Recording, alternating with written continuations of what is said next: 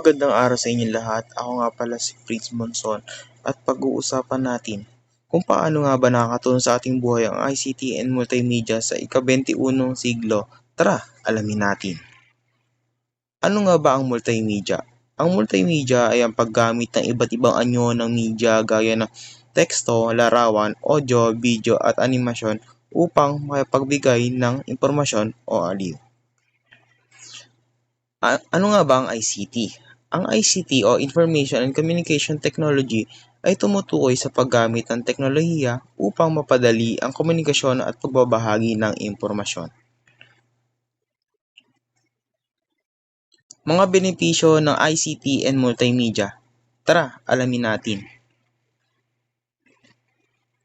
Edukasyon. Mas napapadali ang pag-aaral dahil sa online classes, educational videos at interactive learning materials. Pangalawa, trabaho. Maraming trabaho ngayon ang nangangailangan ng kaalaman sa ICT tulad ng digital marketing, programming at graphic design. Komunikasyon. Mas madali na may pag-usap sa mga kaibigan at pamilya gamit ang social media, emails at messaging apps.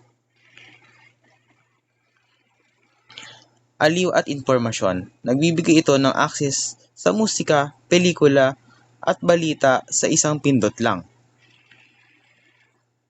Konklusyon. Makabagong panahon, napakalaking tulong ng multimedia at ICT sa ating pang-araw-araw na buhay, kaya't mahalaga na matuto tayo kung paano ito gamitin ng tama at responsable. Yun lamang po at maraming salamat.